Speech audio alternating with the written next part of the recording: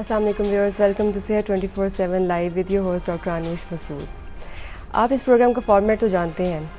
हमारा मकसद इस प्रोग्राम के थ्रू आपको मेडिकल से रिलेटेड सारी प्रॉब्लम्स और उनसे रिलेटेड इश्यूज़ के बारे में आगाही देना है। ये एक ऐसा प्लेटफॉर्म है जिसके ज़रिए आप घर बैठे मुख्तलिफ मेडिकल प्रॉब्लम्स के बारे में जान सकते हैं। हमारी मैक्सिमम कोशिश यही होती है कि जितनी इन्फॉर्मेशन भी हम आपको प्रोवाइड कर सकें वो की जाए। इसके अलावा आप हमें लाइव कॉल्स कर सकते हैं, स्क्रीन पर नंबर्स दिए जाते हैं और जिन कॉल्स को हम अटेंड नहीं कर पाते या फिर उनका जवाब नहीं दे पाते हैं, हमारी कोशिश होती है कि आप हमें ईमेल करें और हम वाया ईमेल आपको उसका रिप्लाई करें। आज भी हमने बहुत ही इंपॉर्टेंट टॉपिक चूज़ किया है। वैसे तो मेरे ख्याल में मेडिसिन से रिलेटेड और हमारी ह्यूमन बॉडी से रिलेटेड हर टॉपिक इम्पॉर्टेंट होता है, लेकिन जिस तरह कुछ ऐसे ऑर्गन्स हैं जिनका वाइटल रोल है, जैसे हार्ट है, उसी तरह ब्रेन है। ब्रेन की हमारी बॉडी में इतनी इंपॉर्टेंस है कि जिससे ये शो होता है कि अल्लाह ताला ने भी ब्रेन को टॉप जगह पे रखा है। ब्रेन को हमारी बॉडी के अंदर, सर के अंदर ब्रेन होता है, दिमाग होता है, टॉप हाईएस्ट प्लेस दी गई है इसको। सो दैट शोज़ कि इसकी कितनी इंपॉर्टेंस है हमारी बॉडी के अंदर। हमारी जितने भी स्किलफुल वर्क्स हैं, हमारी जितनी भी जजमेंट है, हमारी जो भी सोच है, हम जो भी लर्न करते हैं, हमारी सारी मेमोरी, ये सब रिलेटेड होती है ब्रेन के साथ। और ये हाईली सोफिस्टिकेटेड ऑर्गन है हमारी बॉडी का। इसी के बारे में आज बात करेंगे। और समटाइम्स ये होता है, कुछ ऐसे सिम्टम्स अपीयर होते हैं, कुछ ऐसी अलामात होती हैं जिनको हम इग्नोर कर देते हैं, लेकिन ऑन लेटर स्टेज जाके ये बहुत ही डिज़ास्टर्स किस्म के रिजल्ट निकलते हैं इसके।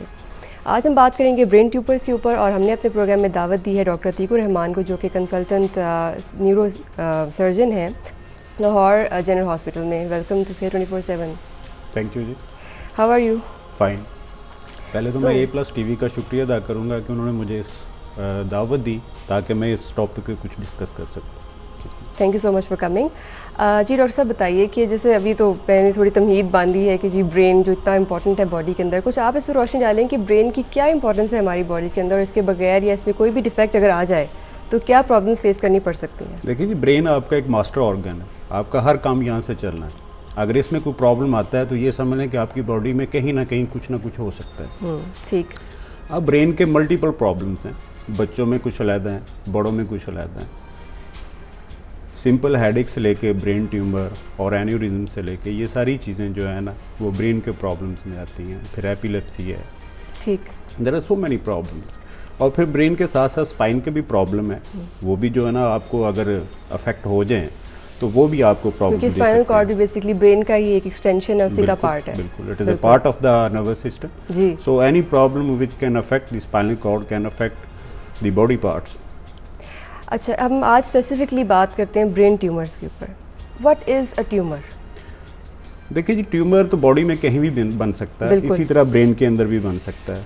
ठीक। जहाँ तक इसकी बनने की रीज़न है, कुछ के बारे में तो पता है और कुछ के बारे में बिल्कुल नहीं पता कि क्यों बन जाते हैं। होता क्या है ट्यूमर? ट्यूमर में ऐसे ही है कि कुछ सेल्स जो होते हैं, जो आपके नॉर्मल सेल्स होते हैं, वो एबनॉर्मल हो जाते हैं।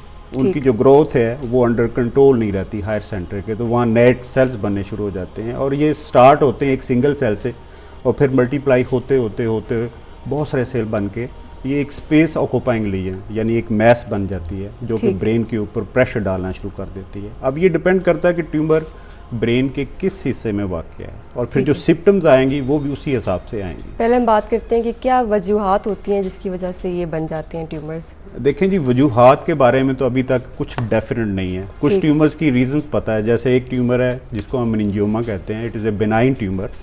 उसकी एक रीज़न ये है कि हेड इंजरी है, कि अगर आपको कहीं पुरानी चोट लगी है सर में तो that could be one of the source of this. आपने बिनाइन ट्यूमर्स की बात की, इस बारे में बताते चले। बिनाइन ट्यूमर्स व्यूअर्स ऐसे होते हैं, एक होते हैं बिनाइन ट्यूमर्स, होते हैं मेलिग्नेंट ट्यूमर्स।